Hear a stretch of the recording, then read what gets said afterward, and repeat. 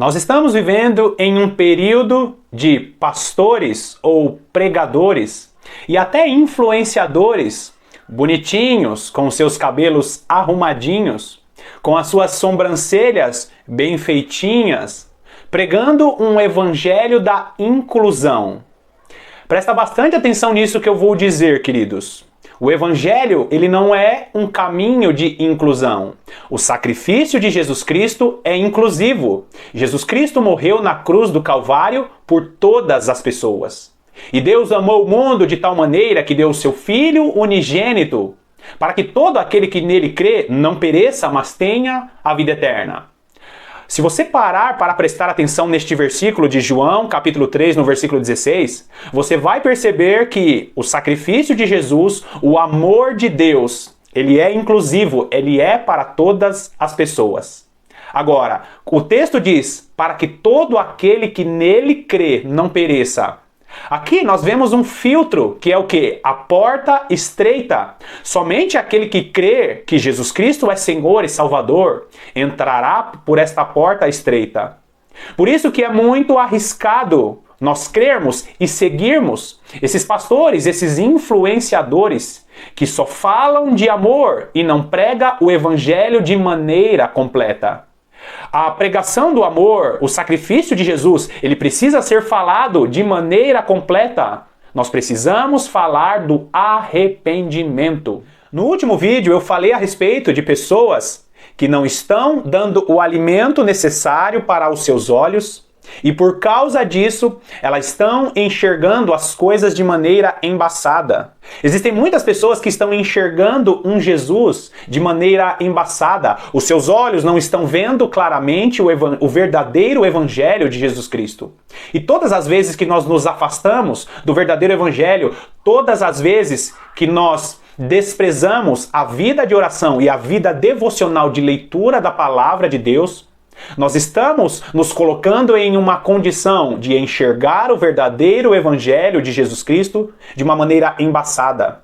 Assiste o vídeo anterior. É um vídeo que passou um pouquinho dos 10 minutos, mas ali tem uma revelação profunda, principalmente no final do vídeo. Porque o cego que foi curado por Jesus, ele recebe primeiramente o toque de Jesus e ele começa a ver as pessoas como se elas fossem como árvores. Ou seja, Jesus tocou nele uma vez e ele começa a ver as coisas de uma maneira embaçada. Ou seja, ele precisou de um novo toque de Jesus para que ele visse claramente.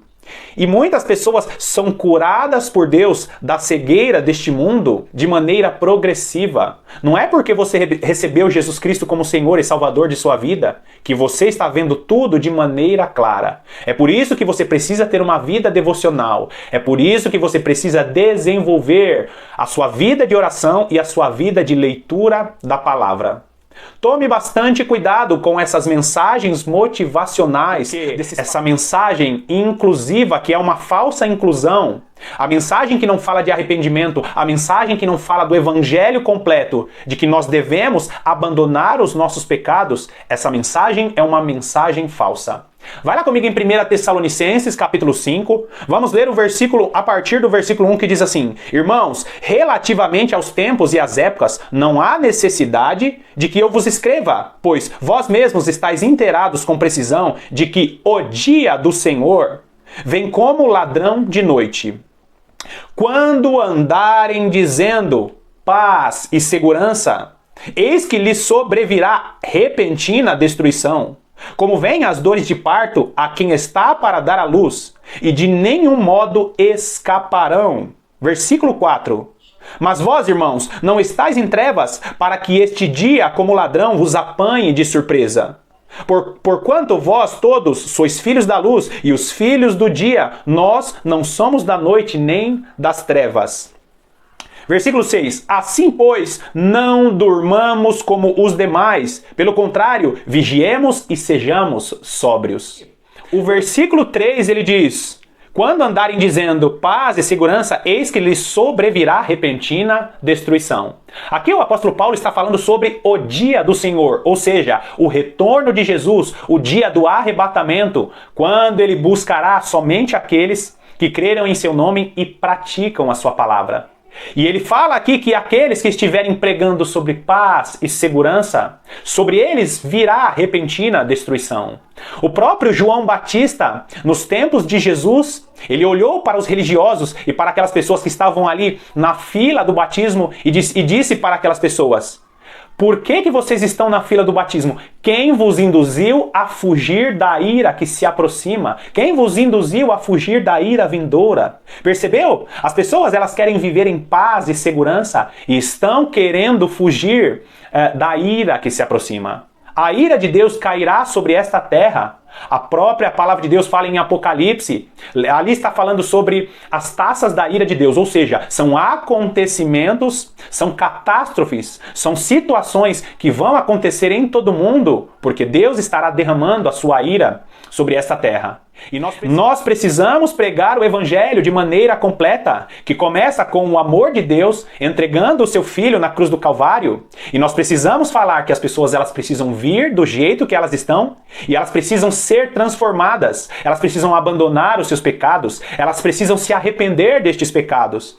Percebeu? O evangelho, ele não é um evangelho incompleto que somente fala de amor, mas o evangelho verdadeiro fala de renúncia, de abandono de pecado. Agora, quando o apóstolo Paulo diz, quando eles estiverem falando sobre paz e segurança, quando a mensagem ela for docinha, significa que o quê? Que sobre eles virá repentina destruição. O versículo 6 ele diz assim: assim pois, não durmamos como os demais.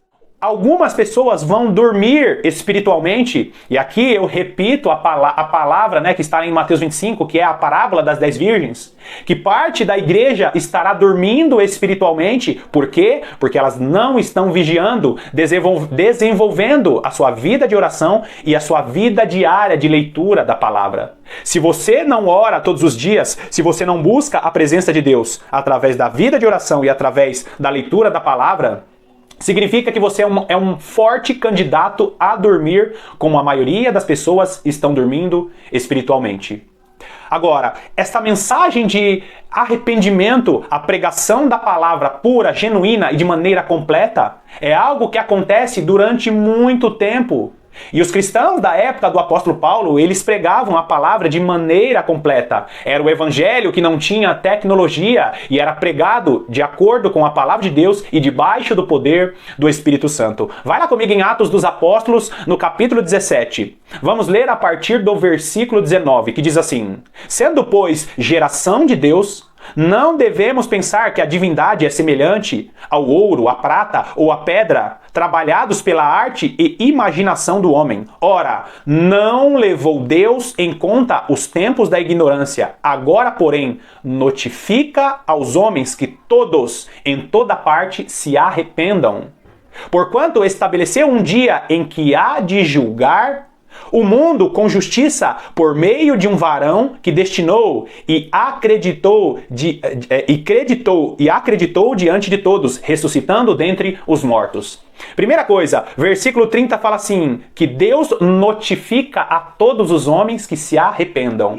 O apóstolo Paulo está diante de homens estudiosos, ele estava diante dos sábios gregos em Atenas e ele estava falando para eles, agora Deus está notificando todos os homens para que todos os homens em toda parte e em todo mundo se arrependam de seus pecados. E no versículo 31 ele fala assim, que ele chegará o tempo em que há de julgar todo o mundo com justiça. Ou seja, o julgamento de Deus virá sobre essa terra. Deus estará julgando esta terra, Deus estará julgando todos os homens e ele notifica a todos os homens que se arrependam de seus pecados. Nós precisamos pregar o evangelho verdadeiro de maneira completa. E a verdadeira mensagem do evangelho é falar sobre o amor de Jesus Cristo, que ele provou na cruz do Calvário, e é falar também sobre a transformação que nós devemos fazer em nossas vidas, abandonando os nossos pecados. Bom, se você é crente em Jesus Cristo, saiba que é o seu dever pregar a palavra de Deus de maneira completa. E se você é um seguidor de Jesus, que está começando agora nos caminhos do Senhor, o Senhor quer que você se arrependa de seus pecados e abandone tudo aquilo que contraria a palavra de Deus.